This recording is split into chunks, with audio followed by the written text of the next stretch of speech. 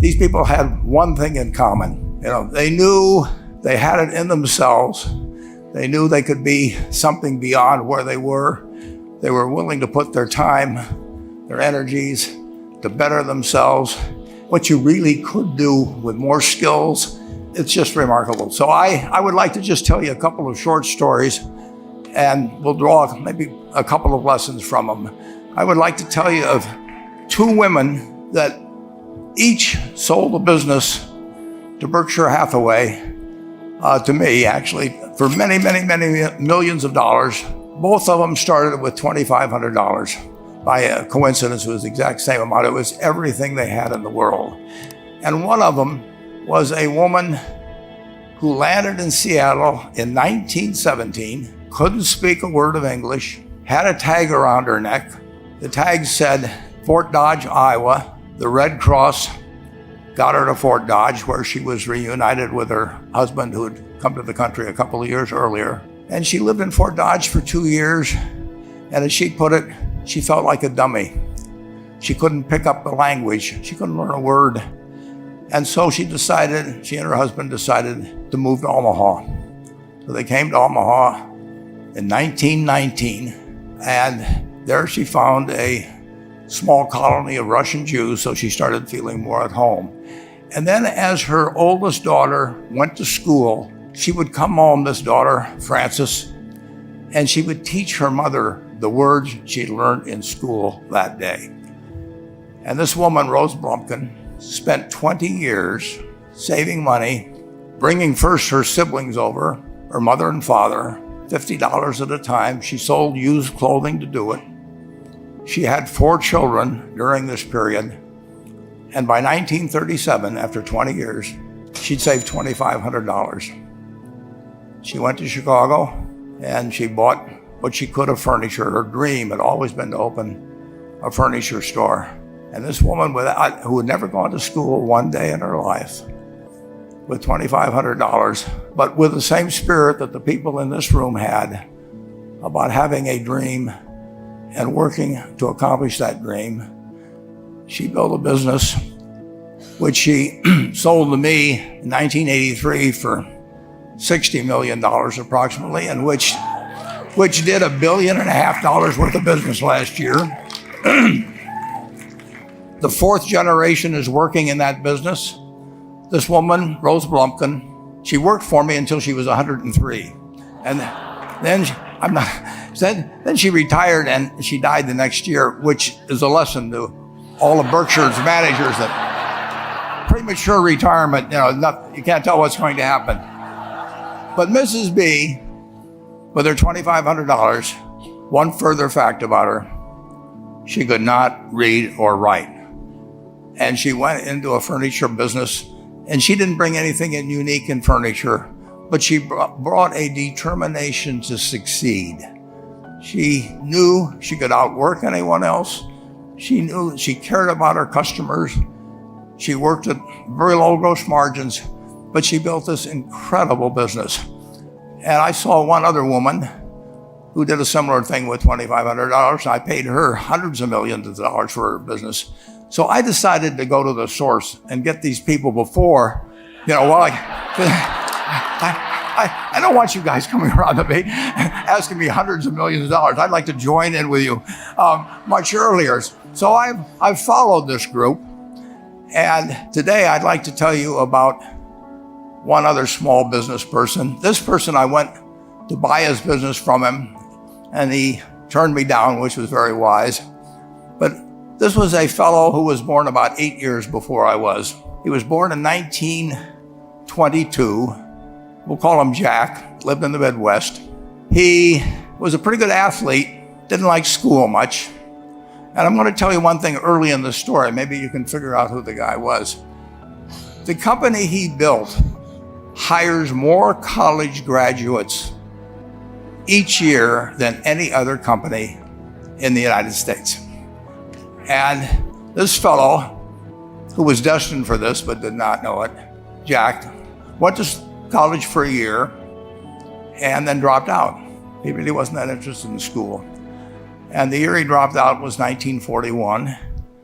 And when the the United States became under attack, he went down to the Army Air Force recruiting station, volunteered, and they turned him down because he had hay fever. So he went over to the Navy and again volunteered, and they took him. They put him on an aircraft carrier. He flew small fighter planes during World War II, got 2 distinguished flying crosses from the Navy, and then he came back to the Midwest. So now we've got a young guy. Probably by this time he would be 23 or 24 years old. And the interesting thing is, he got back to the Midwest, and he actually kind of went from one job to another for a short period of, or not such a short period of time. And he finally became a used car salesman at a Cadillac dealership in St. Louis, Missouri. And at age 35, having moved up in the organization, the sales organization, he said to his boss, "Could I go into car leasing business with you?" The boss said, "Well, if you'll cut your salary in half and you'll come up with," I think it was $25,000, which he borrowed, "we can become partners in a car leasing company." So my friend Jack started at age 35 in the car leasing business. And he had 7 cars. It was pretty slow. In fact, one of the things he did was whenever the phone rang, he let it ring 3 or 4 times so people would think that he was very busy answering other phones.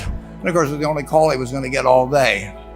So his first venture was okay, but it wasn't really going to go anyplace.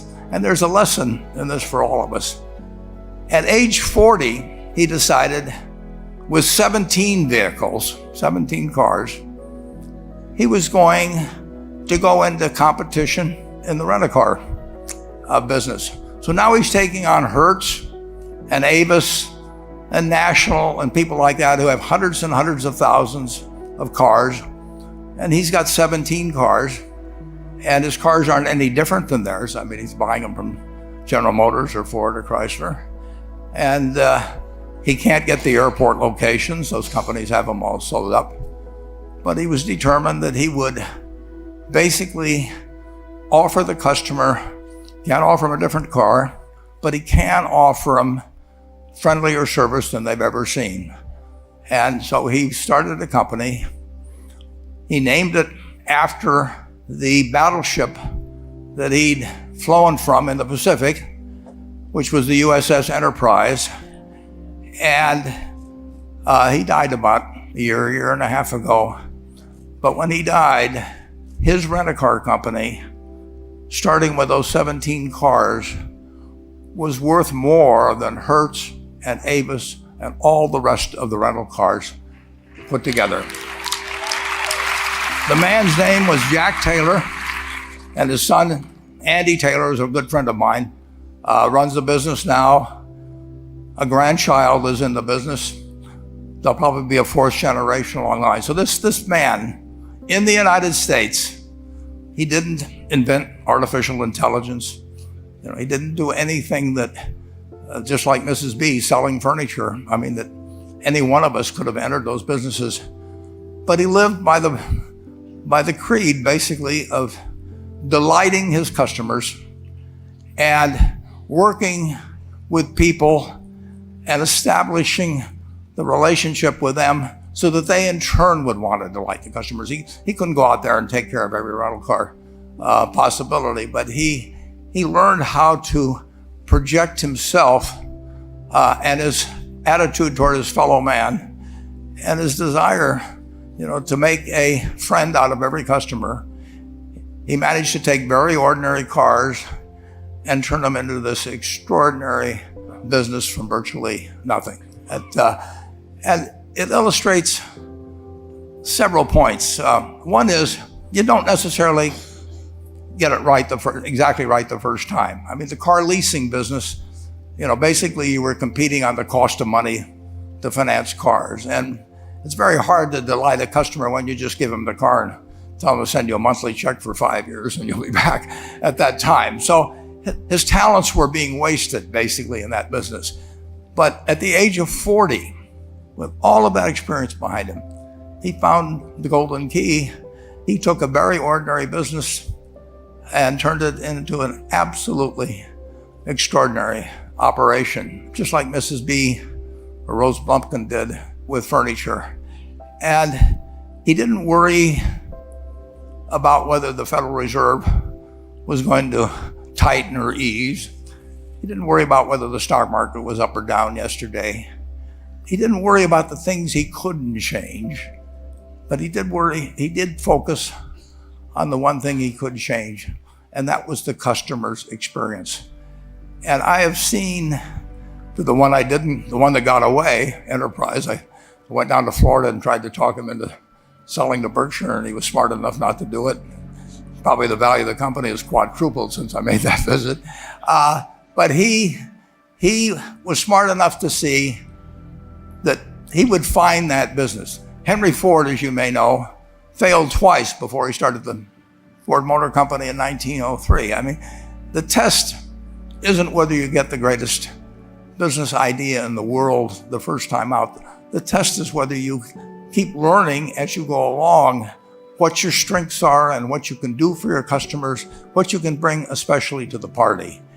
And to do that, you need the education that I know you've received through 10,000 small businesses, but you need a genuine desire day in, day out to delight the customer.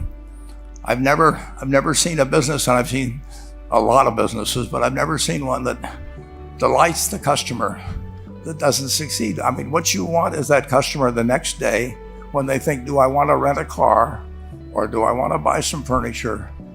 What goes through their mind? You know, it's the place where they've had a great experience. I don't know what I paid for this tie. Actually, probably if somebody gave it to me, but for the purposes of this speech, I will say I have no idea. But or the shirt I'm wearing, or this. But I do know, I will remember how I was treated when I bought it. I mean, you long forget about the price, but you never forget whether you had a good experience or a poor experience with the purchase experience. And you'll have a hard time finding a person that's had a wonderful experience, a delighted experience in purchasing anything that isn't going to come back. And similarly, if the memory is of rudeness, indifference, whatever it may be, they're never going to come back. And as a small business owner, and as you grow, you have to not only be able to project that interest in people's well-being, in delighting them yourself, but you have to do it through other people. And you won't be able to do it through people who themselves do not feel they're being fairly treated, that their views aren't appropriately considered. So you really do have to learn to multiply yourself through other people. And I advise the young people that come to Omaha. We have a number of classes. The key is to, certainly in terms of your personal life, the most important decision you'll make is the spouse that most of you will likely have.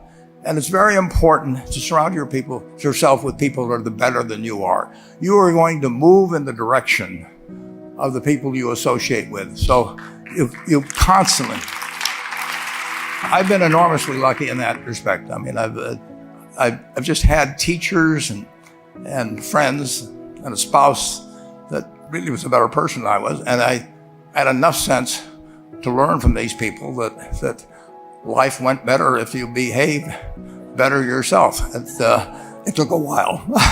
So I advise you to seek out, as your partner in business, your partner in life, whatever it may be, look for the people that actually are examples to you rather than somebody that you think you need to straighten out yourself. And simple rules like that, delighting customers, working through other people, associating with people that will cause you to move in a better path than you might otherwise have, they will take you so far in life that it's hard to believe. I mean, they took Rose Blumpkin without being able to speak a word of English, couldn't read or write, and they took her to what is now a $1.5 billion business. And incidentally, there's been no money put in it since the $2,500. That's been the total capital paid into the Nebraska Furniture Mart. And I think if you looked at enterprise, I don't know their books the same way, but my guess is that very little equity capital has been added to enterprise over the years. The business built on itself. So I want to tell you, I admire this group enormously. When I met Dr. Mello's class on September 22nd, 8 years ago, I was thrilled. And I admire people that are doing what you have done. Working hard at your job at the same time, you took on an added, really, lot of hard work to further your skills. 99% graduate. I mean, that's a mind-blowing statistic. And I'm looking at 2,200 people here who I admire. I'm cheering for you, and I can tell you the best is yet to come. Thank you.